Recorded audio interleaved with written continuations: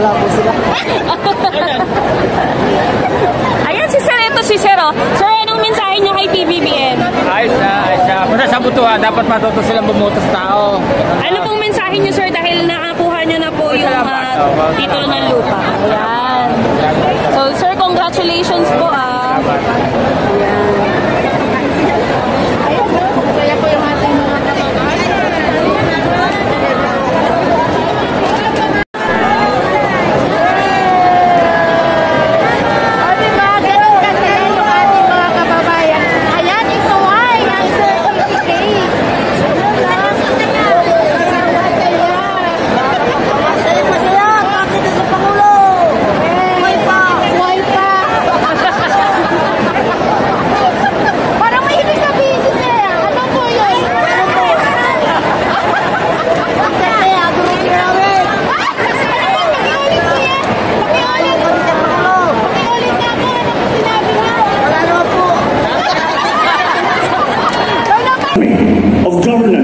society.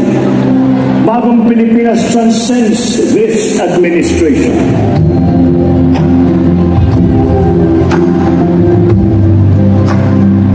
Ito ay hindi pagtakip sa kung anumang mga kakulangan ang meron. Ito ay imbitasyon sa bawat isa na kabahagi ka sa paghahanda at pagpapaganda ng ating bansa. Malaki ang inyong may tutulong, mahalaga ang inyong ginagawa. Ang disiplina, pagiging mahusay at magaling sa kanyang-kanyang larangan at pagmamahal sa bayan. Ito ang mga sangkap ng isang kapapagong Pilipino na ating isinusunod. Ngunit hindi lang ito ang mensahe ng bagong Pilipinas. Binibigyan din dito ang kalagahan ng maayos na trabaho mula sa amin sa pamamahay. Sa bagong Pilipinas, ang pagbabago ay nagsisimula sa pamamahay. Governance for the people, change must begin from government. Pagkakalog sa amin na libreng lupa, walang itulong po sa amin yun dahil unang-una nagsasaka po kami, walang piso, wala kang ilalabas. Maraming salamat po pang walang pangkumpara. Yes, thank you sir, thank you. Congrats po! Ingat po kayo pag-uwi. Maraming salamat po. Congrats, sir! Congrats!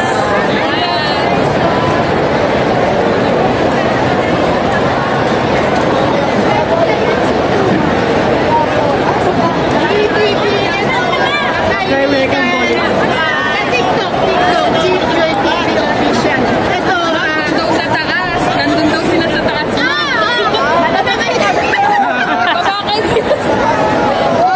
ano mensahe niyo kay Pangulong Bongbong Marcos, sir? Dali!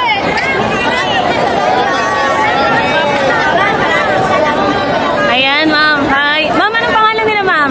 Rowena Reyes. Ayan, ma'am Lorena Reyes. Ano pong Ma'am Rowena. Ma'am, anong mensahe niyo po kay PBBM? Nais namin yung pahatid sa ating mabuti, mabait, mapagmahal na Pangulo na ang pusong pasasalamat sa kanya na sa iginawad ngayon na certificate para sa aming mga hinirap na ngayon na wala na pagkakapunta sa bangko. Maraming salamat sa ating Pangulo. Kami mag-stand firm kami. Ano mang aming mga naririnig, hindi kami magpapapaliwala dito. Sapagkat nasaksihan namin ang magandang ginawa at yan ay mula pa lamang pinahati kasi sa aming mga magulang mula sa kanyang ama na Ferdinand Marcos Sr. Napakaganda ng Pilipinas, maunlad ng Pilipinas ng panahon. Kaya kami stand firm sa ating Pangulo, sa kanyang kakayanan, sa kanyang dedikasyon, sa kanyang magandang kagaya para sa ating bansang Pilipinas. Go! Ayan, ma'am. Nabalitaan niyo po ba yung parang plano or balak ng Vice President na ipasa sa Senate si PBBM? Ma'am, ano pong masasabi niyo dun sa ginawa ng ating Vice President? Ang masasabi ko sa ginawa ng ating Vice President para sa ating Pangulo na pagbabantaan, kami bilang maliit na mamamayan, hindi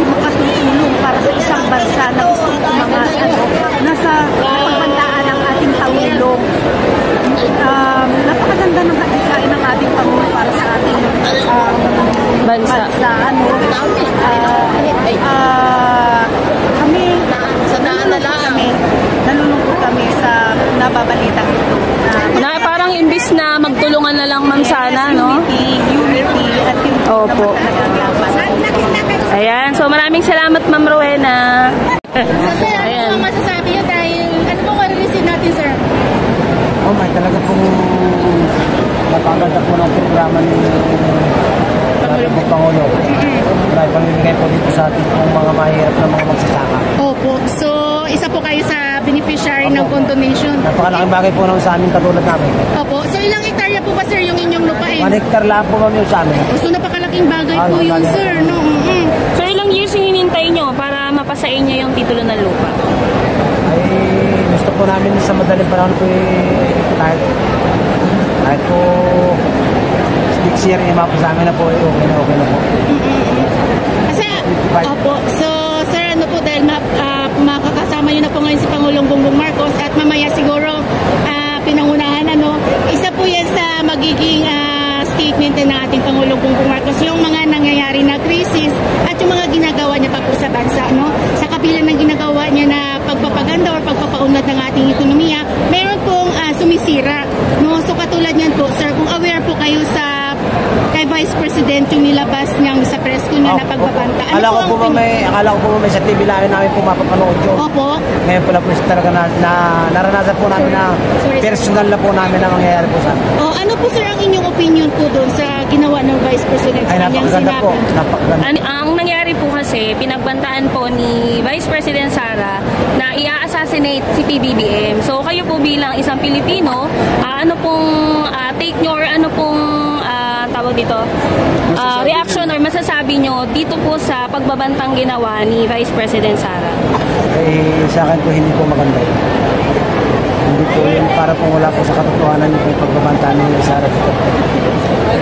Sa bilang Vice President, sir, dapat po ba napagbantaan niya ng ganun ang Pangulo? Hindi po dapat.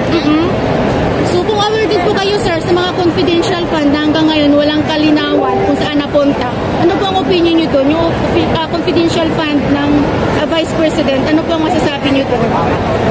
Ang masasabi ko po doon dapat ay hindi po dapat gawin ni Sara Duterte yung mga kanya pong kinuha na yung kahit paano. Yes, opo, sir. Opo, kasi po, sir, isa po tayo sa nagbabayad ng tax. So, di dapat malaman nating mamamayan kung saan napunta ang kaba ng bayan na dapat ay maitulong sa mamamayan, So, until now po, sir, kasi walang klaro kung sino si Mary Grace Piatos na nakalagay sa resibo. So, mabuti naman po, sir, at alam niyo po, kasi siyempre, bilang mamamayan, karapatan po natin na malaman. Opo, ma'am. Opo.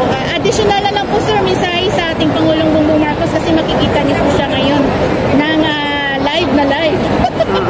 Ano po? Ay nagpapasalamat po kami sa ating Pangulo na talaga pong lahat po ng mga biyaya po at lalong-lalo po sa katulad namin magsasaka. Tulad po nung sa amin po sa magsasaka po doon po sa DA. Napakalaking bagay po sa amin yung naitutulong po nila sa amin.